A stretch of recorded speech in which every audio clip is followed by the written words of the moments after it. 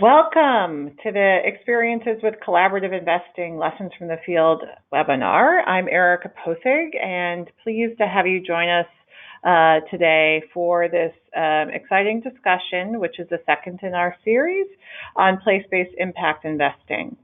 I want to remind everyone that this webinar is recorded, and so we can be posting it online after we have such a robust discussion today. All participants are currently muted, will be muted throughout this webinar. We're inviting you to type your questions or comments into the questions box in the webinar software and be sure to include your name and organization when you send that question. We're going to get to questions a little bit later on in our conversation today. I'm excited to begin. So let me start with some context and some introductions of who's joining us for this conversation.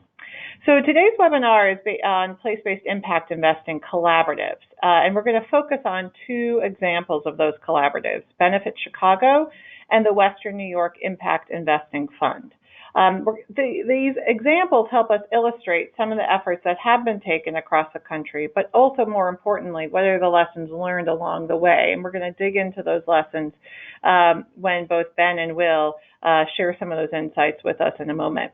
But before we dive in, I do want to introduce our speakers today. They all have impressive backgrounds, so I'm just going to mention the highlights.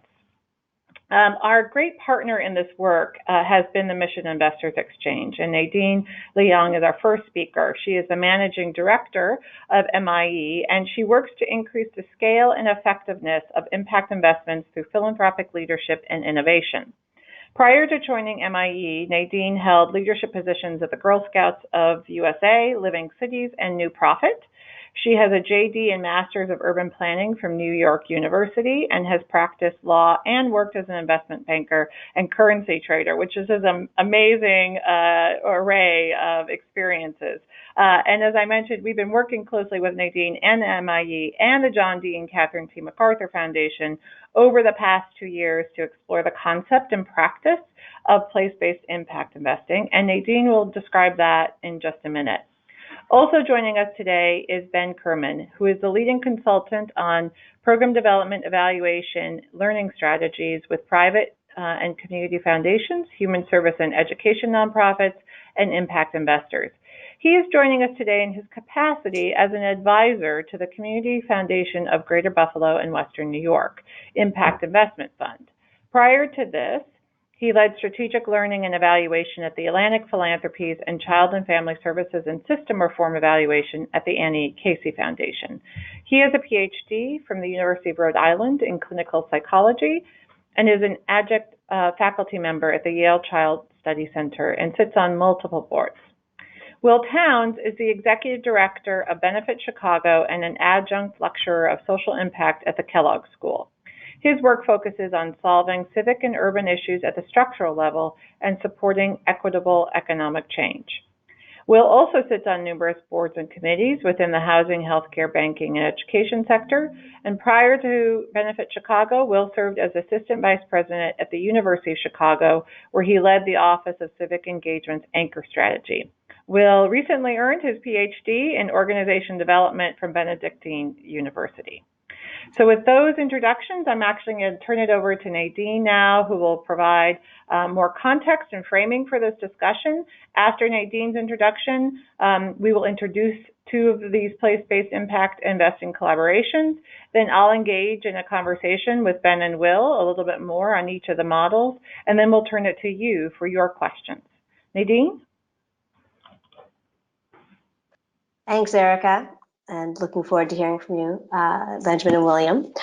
So as Erica mentioned, the Mission Investors Exchange and Urban Institute have been partnering with the support of the MacArthur Foundation on creating a larger set of resources and research that are designed to advance the concept and inform the practice of place-based impact investing. Place-based impact investing refers to the local deployment of impact capital, investments made with the intent to yield both financial and social or environmental returns. And this effort that we've been collaborating on focuses on understanding the roles of foundations and collaborative models in nurturing the development of these place-based impact investing efforts. We've, as part of this collaboration, we have developed 2 research papers, a scan on place-based impact investing approaches, and a review of capital gaps and flows methodology, and have helped to expand kind of the evidence base on these topics. You'll see here on the slide, both Mission Investors Exchange and the Urban Institute have been curating, collecting, and developing place-based impact investing resources for folks. So you'll see the links here to the pages where you can find more information that we've curated. So the next step in this collaboration after the research was to produce 3 briefs. So these are practitioner briefs. So these are really meant to get more to the how-to on place-based impact investing and where we are. These briefs focus on the elements of place-based impact investing that research and conversation with practitioners identified as opportunities for knowledge exchange. We draw insights for these briefs from the research that we mentioned, as well as workshops that we've had with field leaders from across the country who have been working in various ways in these place-based impact investing collaborations for years. So we're really using these briefs to help elevate the understanding from the field and highlight lessons from these efforts. So next slide. We debuted these impact investing briefs at a June webinar. So you'll see resources and the link to be able to watch that webinar if you'd like on those pages that you previously saw. And that kind of gave an intro to the different briefs and the 3 different topics on building impact investing ecosystems for collaboration and how those reinforce collaborations, mapping efforts for better understanding what's needed and where you can make a difference with your place-based impact investing collaboration and collaboration around the mapping. And then the very last one, which is the focus of this webinar. So this particular piece is on the actual deployment of resources on the ground. So there are a lot of different ways that you can collaborate to support place-based impact investing. The actual deployment of capital on the ground together, however, is taking things to a whole different level. As we all know, collaboration is challenging, and we really need to know that the sum of the wholes is greater than the sum of its parts. And so that's part of what we will be hearing from our speakers today is what have we learned from the collaborations of really getting the money on the ground together. This can certainly be one-off or investment-specific undertakings, but many collaborative investing efforts that we have studied and spoken with folks about are longer term endeavors and more formalized approaches, which is what you'll hear from. So what you'll see, and you'll hear more from our panelists around the benefits of collaboration.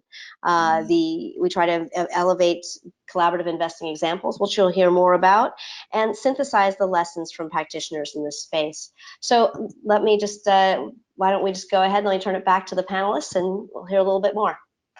Great. Thank you so much, Nadine. We're going to first start with Ben Kerman from the Buffalo Community Foundation and learn more about that model. And Ben will lay that out in about 5 minutes, and then we'll turn it to Will, who will talk about Benefit Chicago for 5 minutes, and then we'll have a conversation with them both before we turn it to your questions. Great. Ben?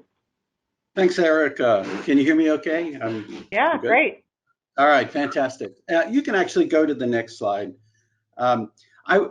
First off, thanks very much. Thanks to MIE, thanks to Urban for providing this kind of platform for us to share what we've learned and also learn from each other. This is something that these kinds of activities were very helpful in the formation of the Western New York Impact Investment Fund, which I'm going to just talk a little bit about it just to get us started. And I'm going to focus a little bit on the collaborative aspects. So it was an idea that was actually born in collaboration when the Heron Foundation, a national foundation with interests in this area, inspired the Community Foundation up here in Buffalo to take a closer look and to say, well, what might be possible? Might this be a tool that you want to use to make contribution to the greater Buffalo region? But the Community Foundation is a natural partner, given both its mission as well as its network, its familiarity with the needs, its relationships with potential players, both investors and investees, was sort of a natural. The idea was to develop a collaborative investment fund engaging all parts of the investment community to benefit the region and strengthen the investment ecosystem along the way. It started with a landscape analysis to get a better gauge of where the funding gaps might be. Certainly in the greater Buffalo area, there was a history, a sense that there was a real capital shortage, that there were investees in need of capital, and that what we found out through this landscape work was that there was actually a pent-up interest among investors too, to do good and to do well right here at home. The goal, however, is important, which was it wasn't looking to compete with other investment entities, but really to complement them by addressing gaps and also by potentially by complementing, co-investing, leveraging to bring capital to enterprises that were making a difference or could make a difference to the region.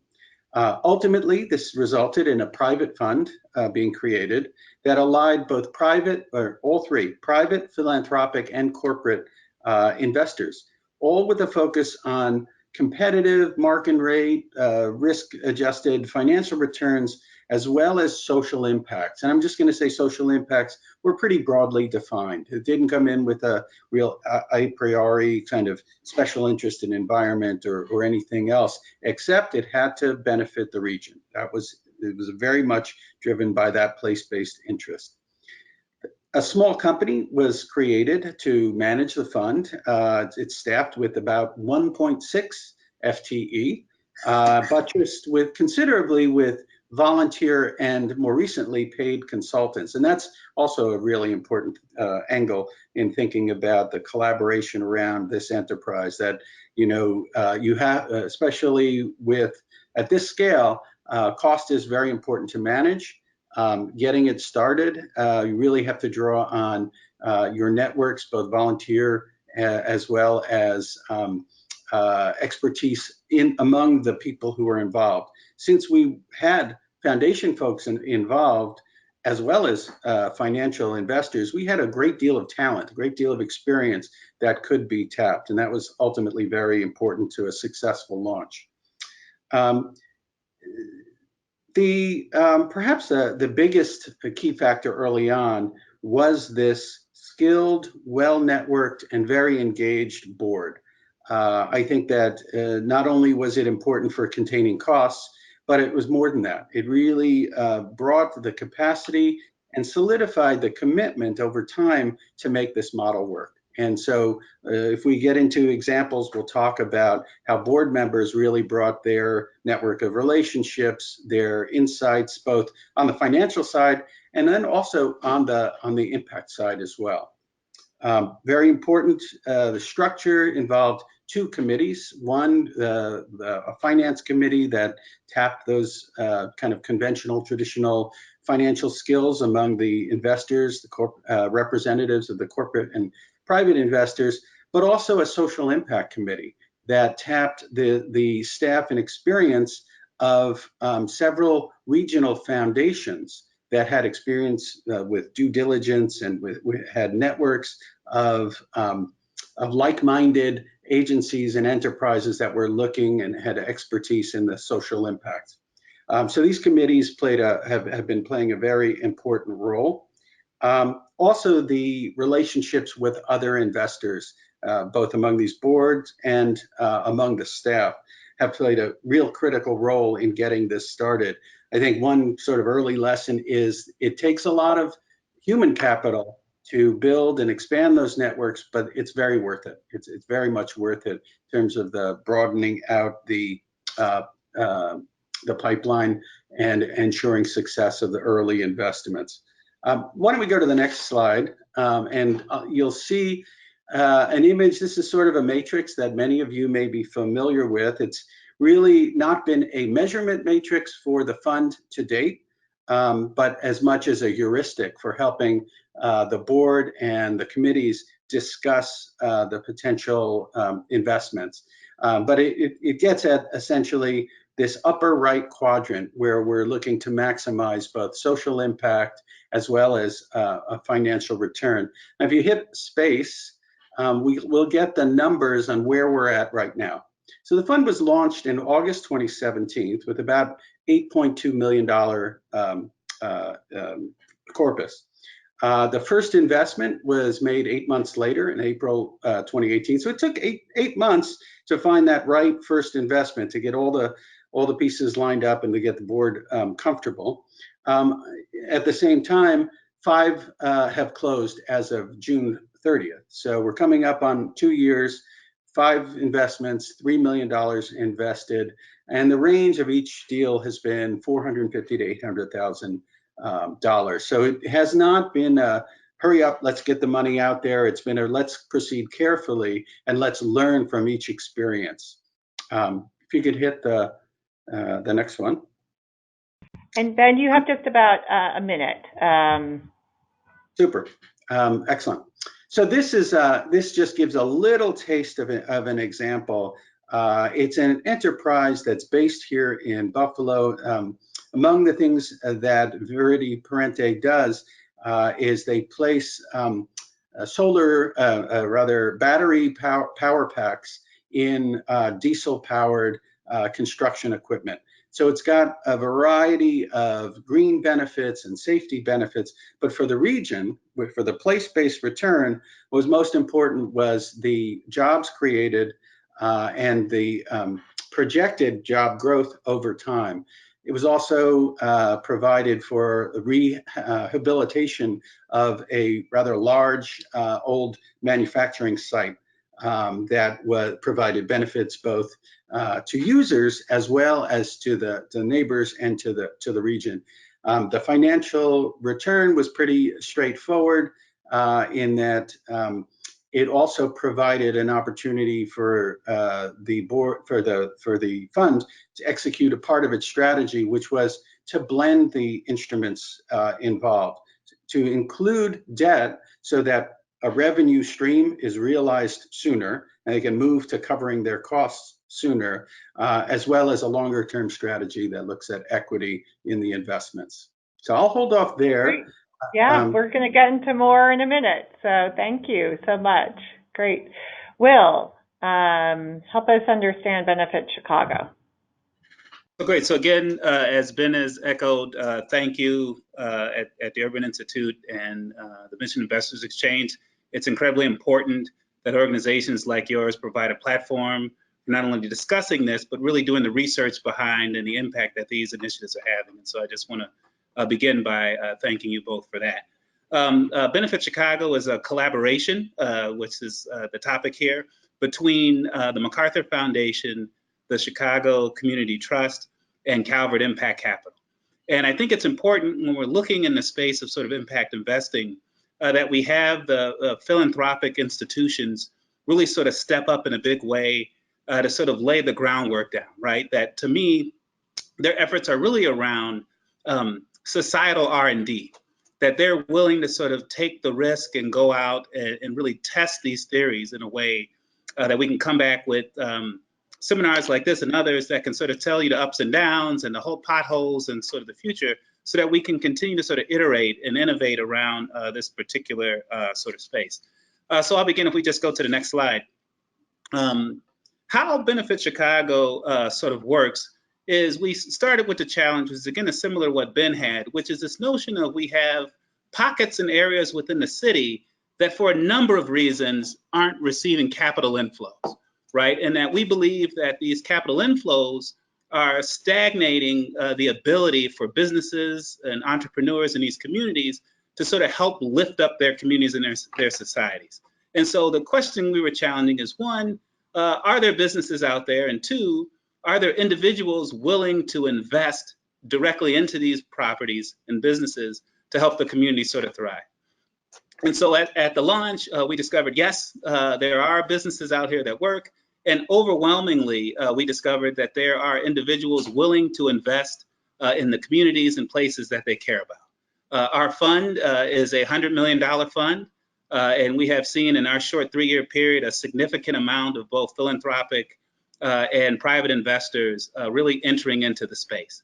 One of our keys is really within the partnership and within the Chicago Community Trust, the ability for donor advised fund holders to direct their donor advised funds into the Benefit Chicago notes. And we've seen a significant flow from those individuals who are really concerned about their city, but are looking for a way to do it through an investment alongside their granting abilities, right? So this isn't sort of a replacement of we're not doing grants and we're shifting to doing investments. This is alongside that. So it's another stream of capital flow that comes in our community. And again, expanding the financial ecosystem in a way. When we look at how we are set up to work, we are working with individuals who care about their city and concerned about Chicago, and they can invest in Benefit Chicago through the Calvert Impact Note in a number of ways. You can invest directly with as little as $20. You can advise your financial advisor to shift money over, work through the donor advised funds. We'll also take a check. Even if you do that, we'll take that. And that dollars is then pulled together at Benefit Chicago. And then we go out and look for impact enterprises that are looking to create jobs, prepare people for work, and sort of build wealth through small business owners throughout the community. And now we're sort of going along the top of our diagram here. We believe if we are putting money into these enterprises and they're creating jobs and preparing people for work and sort of building wealth of small businesses, that the Chicagoland area becomes stronger. As the Chicagoland area becomes stronger, we're now sort of moving back, that growth in dollars goes back into the impact enterprises. Their ability is then to pay back our investment, and then we give our return back to our investors. And our hope is that this cycle continues to flow as we go through. More investors find out, we find more impact enterprises, those businesses grow, investments repaid, and we sort of continue that cycle. Like anything that's a diagram, seems pretty straightforward and easy, and as we get into discussions, we'll find out that there are complications in anything that we do. Next slide, please. When we look at the things that we're investing in, we invest in both nonprofit and for-profit enterprises. We have committed roughly about $53 million. It's divided up amongst nonprofits and for-profits in the way that you see here, roughly $37 million to nonprofits and $15 million or so to our for-profit enterprises. Next slide. When we look at how that division amongst nonprofits and for-profits are divided, we see that there's a significant amount of dollars that we flowed into intermediaries, right? So in a way, you can say that our collaboration has collaborators, right? That we're able to sort of invest in these intermediaries that are better suited in many cases to, one, invest and provide technical assistance and support for smaller nonprofits and businesses that need that sort of support. It also allowed us to focus our direct investments in businesses that are looking for $500,000 or more in capital. And so the way we get at smaller investments or larger projects is through our intermediary partners. And again, this was something that was surfaced very early on as we were doing our exploration around how we would invest. Chicago is fortunate to have a number of community development financial institutions. And so we, again, didn't want to shed light where there's no darkness. And so where there are experts within those spaces, we were providing them the patient, flexible, risk-tolerant capital needed so they can continue to do the good work while they're doing, while we continue to work, again, with direct investments in smaller businesses as we go forward. Next slide, please. When we look at sectors and themes, we really have 3 key themes that we work on. Again, we want to build wealth, create jobs, and enhance job readiness, right? That we want to improve the sort of human capital that not only can you be employable, but you can be more employable, that you can move up the ladder within your current situation or organization. And so that opened us up to really a wide variety of businesses in which we've invested, from educational services to digital marketing, obviously community loan funds with the CDFIs. real estate developers, and et cetera. And so we are really trying to figure out where best to have the capital flow and really where it is needed most. And that has really, I think, opened us up to a wide variety of places to place the capital. Next slide. Excellent. Thank you very much, Will, and to Ben. So we're going to have about 15 minutes now for a conversation. Again, I invite the audience to start teeing up your questions now that you've had the benefit of these excellent presentations. But so one of the things that I think you both alluded to in collaboratives is you have different kinds of investors. You have individuals, you have community foundations, you have large institutional foundations, you have private sector investors. Each of those has a different tolerance for risk. And in a collaborative model, I'm really curious how that kind of tolerance for risk or sense of risk played out in the designing of your collaborative and how it shapes your conversations with partners and investment decisions. I turn it over to either one of you to take that first. I can say something relatively briefly on this one. I think you're definitely onto the very different perspectives and different experience base that the partners were coming from, and in some ways it might seem very different, but there was also a lot of commonality to build on. We never had to sell anybody on the commitment and the potential of the region, of this investing in the region. That was very clear. There were different ideas about the financial return and what to look for there. So I would say that in some of those early conversations, actually, it helped the fund. The fund ultimately settled on really what's aiming for a real competitive kind of return as opposed to writing off of finances. So from the foundation speak, this was not a program-related investment that was willing to take a loss for the benefit of an impact. Was really looking for those both ands opportunities. And I think through those early conversations with a variety of investors or potential investors, that reality came to be and I would say one insight into this kind of process is the importance of the hub. For us, it was leadership in part coming from people associated with the community foundation, but other foundations started getting involved early, and as well as other private individuals. But having a hub who would, a leader, designee who would kind of carry the ball and kind of go back and forth, played a real important role in solving many of the chicken and the eggs that present in developing like this. One of which is being, what kind of financial return are we looking for in order to solve that? What kinds of deals are you working for in order to solve that? What are the opportunities in order to solve that? You need staff to do the legwork to identify that. In order to do that, you need support. So there was the importance of this anchor hub to have those conversations and end up with a solution. Great. Will? I would just argue that not only do you have different viewpoints from the investors and varying types of investors, we also, in dealing with donor advised funds and others, are dealing with a group of people who are committed to the city and its neighborhoods, but also may already have a particular issue that they've taken up, a particular societal problem. And so Benefit Chicago is a pooled fund where you invest in the pool and we invest in projects.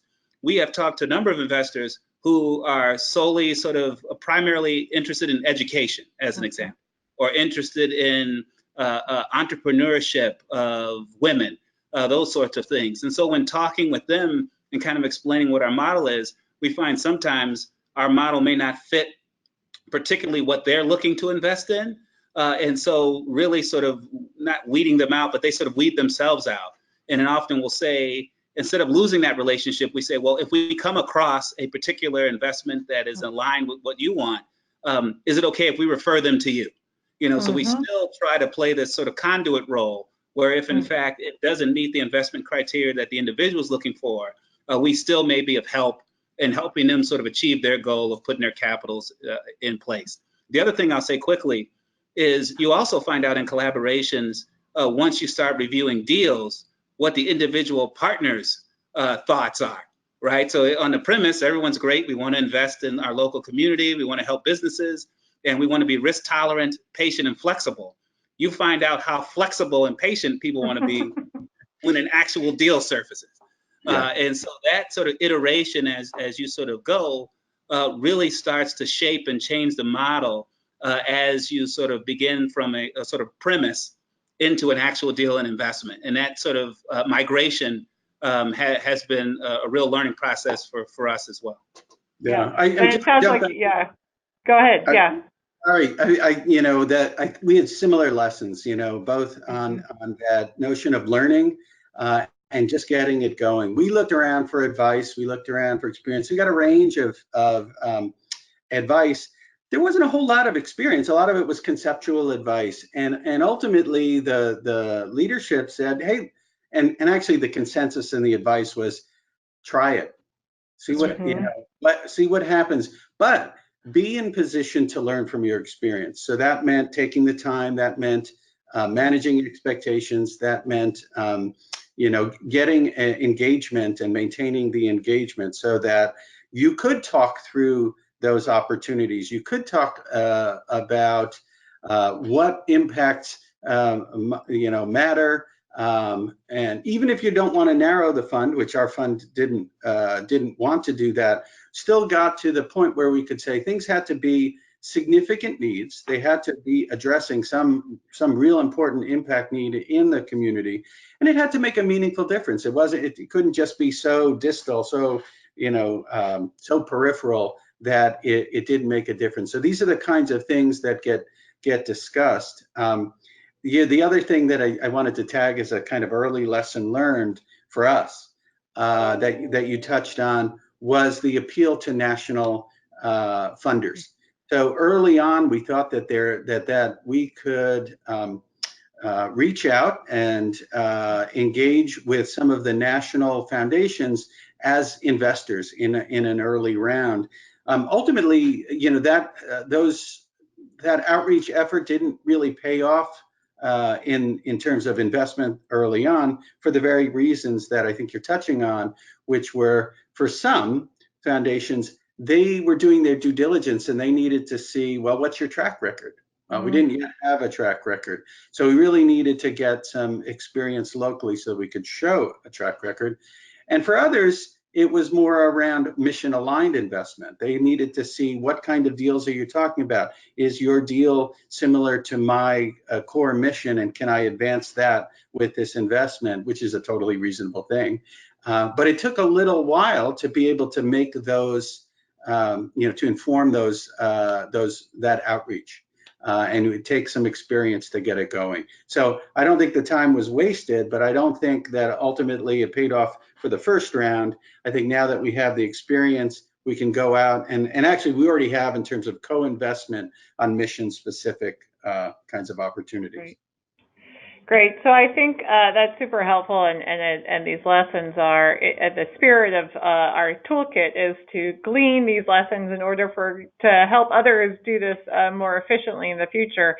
So that leads me to my second question: is you've touched on this already, but what went wrong in your process? What do you, and we could always learn from those things too. But could you each kind of highlight one thing that was a foul or an error that you wish maybe you hadn't made? So I like this notion of highlighting a low light, but I'll proceed and jump in first. I think one of the things that we learned sort of early on, and this is sort of the blessing and the curse, right? Benefit Chicago is formed by MacArthur Foundation, one of our country's largest foundations and philanthropic institutions, and then the Chicago Community Trust, which is somewhere between the 5th or the 4th largest community foundation. So there are groups out there that believe these two institutions should not get any return, right? They should be giving the money away, and that's their primary sort of focus. And so we had some, I think, early tension with some groups that just thought, what's going on? You're no longer giving grants. You're simply converting everything to loans. And so the communication, I think, in ramp up and how you sort of talk about the fund and how you execute it very early on needs to be very clear, including sort of what audience we bring around at the announcement and those sorts of things is incredibly important. We're able to get through those hurdles, but I think that was very early on one of the challenges. And then lastly, I'll say there are multiple ways to move our communities forward. There's no sort of one thing that's going to do it. And really sort of being clear in how we articulate whether we're using an intermediary strategy, where we're going through some of our intermediary partners, CDFIs, et cetera, or through a direct investment. I think either one can work, but it's again sort of being clear to the audience and the public on why one is one way or the other becomes incredibly important. You can see by the chart I gave earlier, we're heavily skewed towards intermediaries, which ultimately get to a direct investment, be it an end around through an intermediary to the small businesses. But I think just being clear, one, on what's the intention, why are we doing it, and then two, and why are we doing it, then how are we going to do it is important to get clear in the beginning. Great, thanks. Ben, do you want to reflect on something that went wrong? Sure. I think there are a couple of things that I could touch on in addition to the timing of the outreach. I think from my point of view, as somebody who was kind of steeped in measurement and the metrics, and there's a lot out there about in terms of best practices. I'd say, we saw something about the importance of timing in introducing some of those ideas, that having some initial experience under the board's belt makes a real big difference in terms of getting the tailoring some of the measurement kind of approaches. For us, it's not a huge fund, so investing disproportionately in a heavy quantitative measurement system prematurely would be a major mistake. I think we averted a major mistake by sort of saying, hey, let's get some experience, and then as we can better define the criteria, we'll be able to better measure it. So I think that was an insight that there was a little tension early on. I think but it was well managed. I think another one is the sort of recognition of the importance of building the network, that human capital, the time that goes into participating in variety of community meetings. Greater Buffalo has a variety of incubators and different kinds of groups and different launch support. So being part of those communities, I think, was really important to broaden the pipeline. I think over time, there's also recognition that there's other aspects of the pipeline to develop, other kinds of relationships. We've got good relationship with government. There's also a way to identify potential ways to contribute, and increasingly also with the nonprofit sector, finding ways to develop and complement what they're trying to get done. It might be the big banks in town might be very interested and have been lending money to the nonprofits, but they might find it very helpful to have a co-investor like the fund that can make that more attractive to all involved. Great, thank you. So we're going to go to your questions in just a minute. So I remind you to put those in the box here and type your question, and also give us your name and organization. So let me just summarize, I think, some of what we heard this afternoon. These are two very strong examples of more formalized place-based impact investing collaborations. And I think you've already seen what it means to have that experience and how it's been an iterative process to apply that insight to the model as it's going through. So these are kind of learning models, learning organizations. And the process hasn't always been easy, but it's been a really important part of the process to have this hub, to have this kind of institutional home that may be neutral or created new in order to support the collaboration and wrestle with some of the difficult challenges, whether it's negotiating around risk or around the scope. But the scope that I think we've heard both Ben and Will discuss is the commitment to place. Place more than even, in these two examples, place more than sort of policy domain or interest, right? So we heard them both talk about it's a commitment. This is why these are place-based impacting investing models, that if you're going to invest in these, you're going to invest because you want to make the place stronger, not because you maybe have one particular issue that is of strongest interest to you. But there are interesting ways they both highlighted that are both about partnerships outside the collaboration, maybe with government or other kinds of investors, individual investors who maybe not put money in the pool, but where there's this kind of connection. And I loved Will's conduit concept too, as a conduit to other resources, even if, for instance, Benefit Chicago isn't the right place for that investment to happen.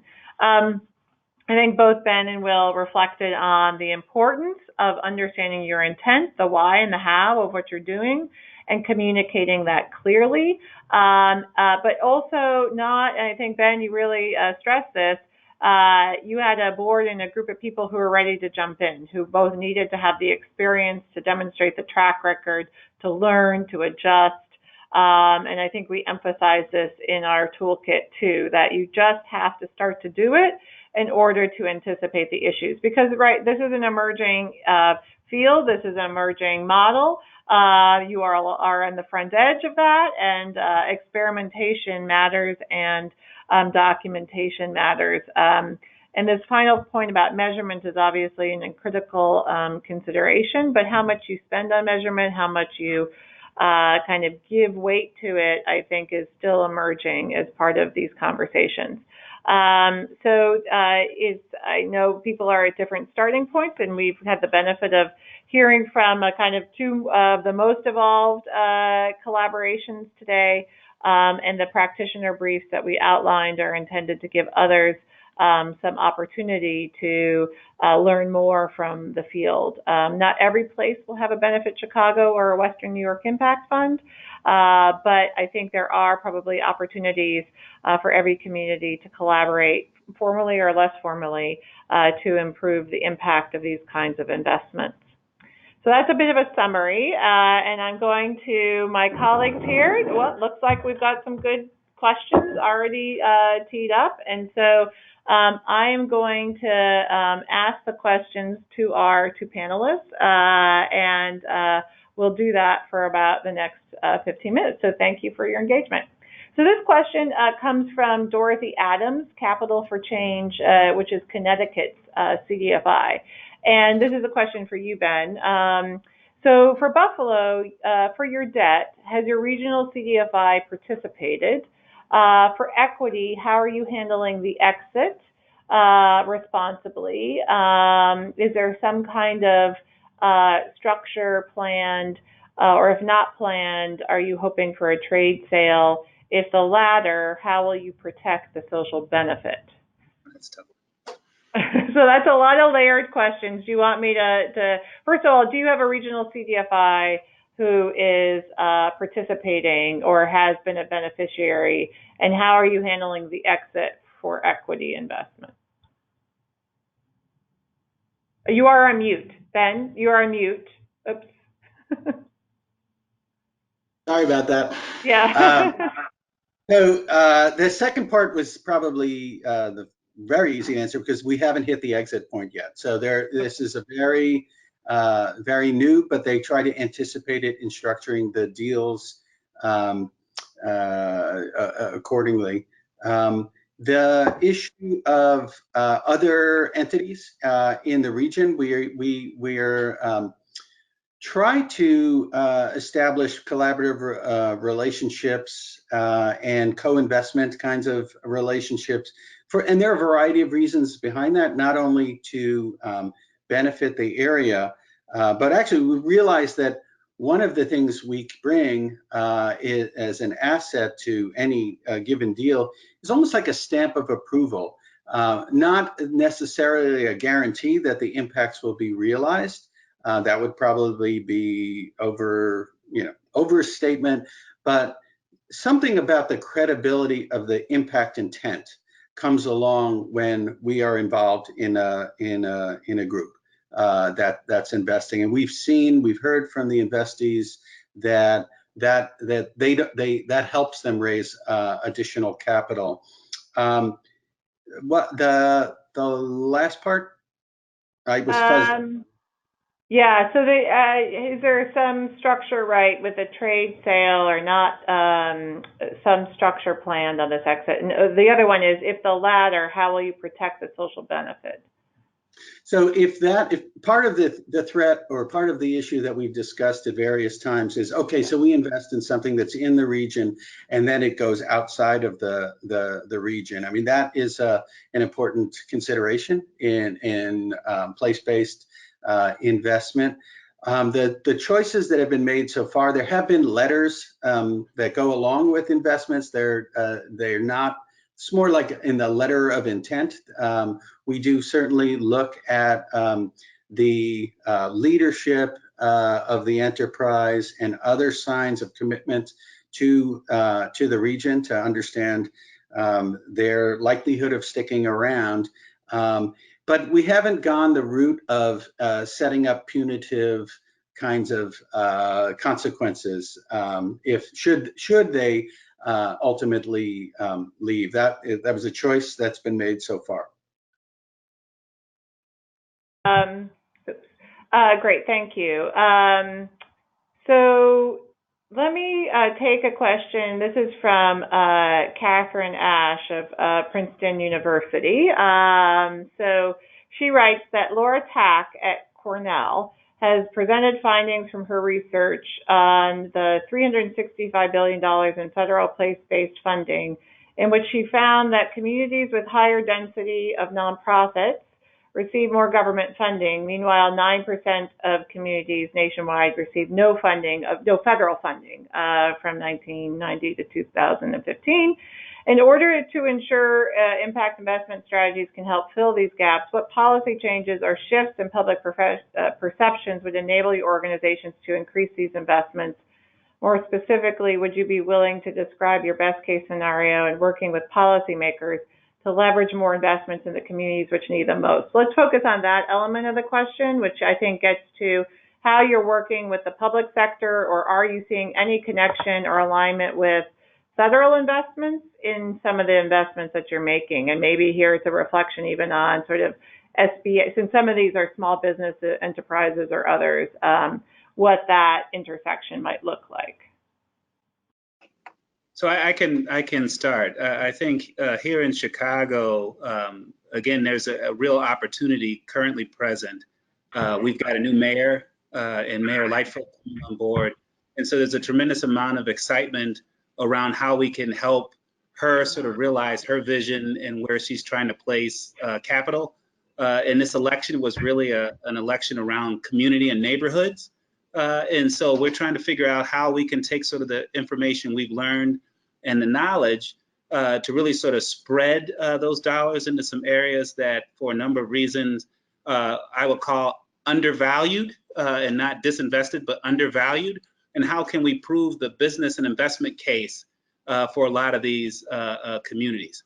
I would also say, because we're working and are funded, set up by foundations, we also have the ability to have the impact capital flow, the philanthropic capital flow, and then hopefully the federal and sort of city, TIF, and others sort of all coordinated and flowing in the same direction, creating this sort of multiplying effect that we think can be a real model.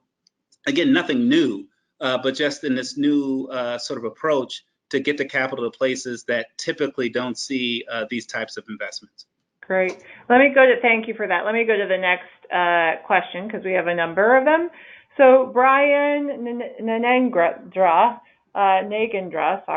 from Living Cities, asks the question, there's often the theory that if you build it, they will come with any new investment initiative.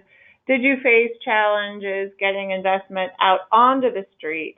If so, what challenges did you face and what did it take to resolve them? I'll jump in. I mean, I wouldn't say the pipeline, I think, got crowded or really took off. I mean, there was a pent up appetite among the enterprise community. Maybe it was a little bit more early kind of enterprise investment and also very much more on the for-profit side. That was probably a combination between the demand and the nature of the demand that had built up. So there wasn't really a shortage of potential opportunities. I think one of the challenges early on is communicating with the potential investees and trying to make that contact positive no matter what. So that even if the Western New York Impact Fund was not going to be investing, how could we add a little bit value? Could we refer them, as Will was described, the conduit, could we refer them to some other source of support, or financial or otherwise? The executive director likes to say that he hopes that that a potential investee will leave just as happy, even if we say no, than if the answer was yes. That there's still a value add in that referral. I think the other part of the challenge is getting to the point where you say yes, where the board has the confidence and feels that this is the right thing to invest in. And I think it's just practice. I think that was not a horrific challenge. It just has to happen. You have to have those conversations. Great. So we have a lot of questions. So this one is for you, Will. And it comes from Sean Keller from Austin Atlantic Asset Management Company. And he asks, are you required to deal with any additional regulatory requirements since you are taking money through the Calvert notes? To answer that question, no. We are not required. Having a partner like Calvert is phenomenal. From the simple standpoint that they simplify the investment process from an investor standpoint. So they handle all of the sort of paperwork, the prospectus, sort of all of that stuff is sort of in their wheelhouse, which really allows us really to strictly look at opportunities and make investments.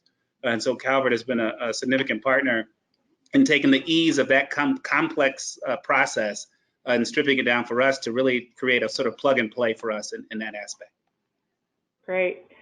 So this question, I think, is a good one for either one of you, from Elena Ong from the American Public Health Association. She actually asked several different questions on the intersection or the connection with health and some of the investments you're making. I want to focus on one that I think gets to some of the issues you alluded to related to the kind of engagement with residents and neighborhoods. So Elena asks, if we want to make places stronger, what are we doing to ensure that the money invested empowers the leadership and opportunity capacity of residents in the neighborhood? So maybe to reflect a little bit on that kind of community connection in the work. So I'll start and Ben can jump in. I think we have to be careful in a sense that we don't try to solve all of the problems through an impact investment strategy, where we have a very complex job of trying to place capital in a lot of small to medium-sized businesses. So to your earlier question, yes, the demand is there. To the second part of that question, are the businesses ready for the capital? That's oftentimes up in the air, so you do say no quite a bit. And so the question to me then is, how do we partner with our counterpart organizations that are sort of community focused and led, where we can work alongside them to really sort of understand what types of capital is needed and where it can be placed. Again, having foundations as a partner also helps, because they can also provide capacity building and general operating funds and things like that for organizing and convening organizations and nonprofits on the ground for us to create a space to engage in a dialogue that allows us to really sort of understand where we fit within the solutions for community development and evolution. Yeah, Great. yeah, and I think I just add that I think that while it's not necessarily the prime driver in terms of impact, we have identified social fabric and the strength of community voice and community-based institutions as an important kind of factor. So it tends not to be necessarily the number one kind of impact, but when we do our social impact due diligence, that's something we would consider. Is this undermining, or or is this complementing existing institutions? And we also look for opportunities to use our networks, whether it's the participating foundations or the board members. So, for example, if they're creating jobs for hard to employ people, we had one enterprise that was looking to hire formerly incarcerated individuals. And we also knew that there was a community-based organization that was creating actually a coalition of CBOs. And we connected the private enterprise with them for a source of expertise in how to help prepare and support their employees. Great. We just have time for maybe one or two last questions, so maybe we can keep the answers brief to get to both of them. So from Clark Gallivan from UBS Financial Services, he asked, what does the investment process look like? Approvals, who's involved, are there big investors included? What happens if a deal underperforms? So maybe just, Will, why don't maybe you take that question if you can, or Ben, if you have a quick sort of answer to that question from Clark. So we have a investment committee. It sits in a special single purpose entity, ARC LLC. It's staffed by a number of members with experience in underwriting. So that's our due diligence process. There's an online application, some quick due diligence, sort of, again, checking community. Then it goes through our investment process. And then it's managed. If it's an intermediary, the intermediary is managing it, and they sort of take care of bad deals. If it's a direct investment, we have a portfolio management team at MacArthur that are managing those loans, or at ARC LLC that are managing those particular loans, and they address any concerns on underperformance. Great, thank you. Okay, so one last question from Dorothy Adams, Capital for Change. We just have a minute. For either panelist, what are your minimums in terms of types of or numbers of investments to achieve needed diversification of the funds? So minimum number of investments to achieve diversification. Yeah, I don't know if there's a number. I know that there are characteristics of that and that have to do with the diversification of the revenue stream. So debt versus equity. Because it's been important to realize a position where we're covering expenses, which are just about there, covering operating.